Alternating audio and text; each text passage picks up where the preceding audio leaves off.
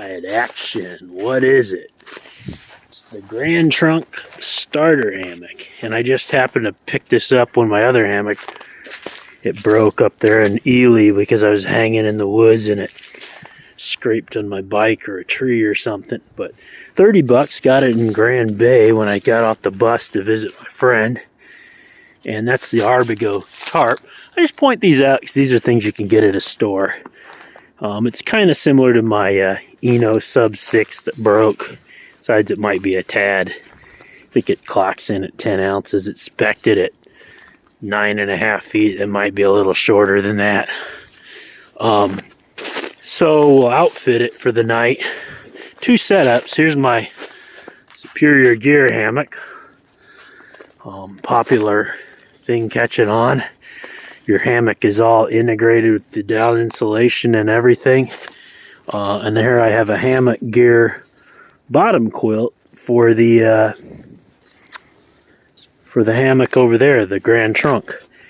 And I have these tarps out. Boy, I put these sil nylon tarps away like a few days ago and left them by a heater. Granted, they were in the, you know, the snake skins or tarp tubes, if you want to call it. Hammock Gear sent me one of those because it broke, but that one's been working good, and I bought another one. But oh, what I was saying, these sil nylon tarps, they were still wet after sitting in front of the heater for like 2 days. So yeah, you know which side your head. I think, I don't know if they got it in white or what. You just dip your bottom quilt in the snow and get it nice and frozen, and then clip it to the other side. And once you kind of get to know the hammock that you are using, like, I mean, you kind of get a system down.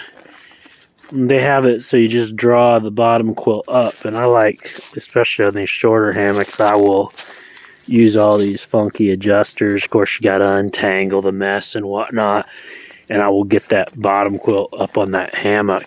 But that is merely supplemental.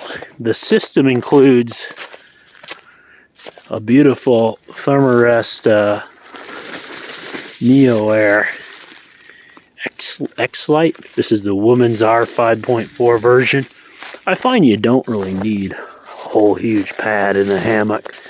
And this is still plenty big that at 5 feet 11 inches I can throw my pack underneath my head and use it on the ground. Okay, we'll get her on in there. Stuff her on in. Yeah.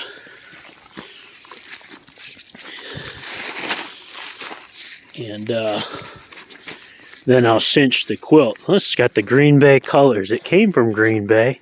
The Packers in the United States here. Everybody knows the Packers. I'm a bear, but everybody knows the Packers. And then I've got some heavier shot cord for this Hammock Gear. This is their 40 Fahrenheit version, and it came with relatively thin shot cord, and these just kind of flop around. You might want some new ones of those. I had this on a bigger hammock earlier, so they give you these to pull. And you bear with me, it's all one-handed stuff. You have these little adjusters you pull out, and then that will let you get it on that smaller quilt a lot easier.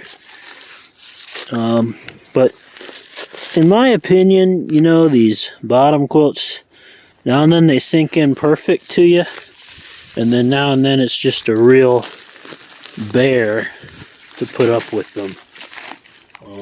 You can see it's kind of going in there. I'm doing it one-handed. And you know, that's good to pretty cold. I want to show you something. What happens. What happens when you get it right is you get this ends up here, and you get a nice little foot box. This could be a bit longer if you're buying something for the winter. I just bought it because it was cheap and I wanted to check it out, so I got a small one for more of the summer. But you get some sort of bottom quilt that's longer and taller. Like, I think this one measures like 72 or 68 or something by like 44. It's not a, it's a hammock gear size small incubator. And the other thing, I mentioned this, it comes with these little tabs. A hummingbird bottom quilt does. A lot of the companies, the cottage places will sew some on for you maybe. But that lets me kind of lock the whole system together so I could leave it, or maybe I want to snuggle it up over me at night. But that's one system, and that weighs, I think that weighed in at like 4 pounds 13 ounces. The hammock, the bottom quilt, and the pad. Then over here, and you don't really need the pad. Oh, and that's with my REI Magma sleeping bag. You can just sleep in it like that. I'm kind of, my back is funky, and I usually take a pad with me anyway. And this is the 10.5-foot version of a hammock. If you're over, anywhere over like 5'10", you might want to consider the 11-foot version of a hammock. But also consider the bigger hammock you get, the bigger tarp you're going to need. It's going to limit your trees, but I think I'd probably be ordering the 11-footer. But this is that superior gear with the, it's a good warm hammock. It is probably one of its disadvantages is it just takes, it's lightweight, but it takes up a huge amount of space. You have to really pack it in because there's so much down there. But yeah, cool. Anyway, I see I'm hitting about 6 minutes. Yeah, hammock gear. I had another one. I had one of these, and I tried to unvelcro it from one hammock to another, and I just emailed them. I was like, yeah, no big deal, but I just didn't realize it was so fragile. I was like, it's cold. You're pulling the thing apart, and I just tore it. It's my fault, totally. So Hammock Gear sent this replacement. That was cool, so I bought another one off them. Yeah, you could throw your, it doesn't weigh much, your flashlight or whatever. Trailheads has one, an ultralight version. There's a few companies have them. Dutchware is good for all these little, little doodads like this. These are working. I just have to find the sweet spot with these strings. They're just a little bit too lightweight, I think, maybe. Not as far as their strength goes, but they're just kind of flop in the wind and get tangled together. But I've got more on the way from Autumn Outdoor Gear. Some different ways to clip things. Like you got these doors, and like there's a door clip. Some people integrate some shot cord. You got these panels you can pull out. Sometimes the more stuff on a tarp, the heavier it gets. And like I say, this is for winter, this big Superfly, so it's like, you can put it in porch mode and use it all summer long at the state park. But I've got my backpack all the time, and it weighs a couple pounds, so in the summer I'm usually going to something lighter weight.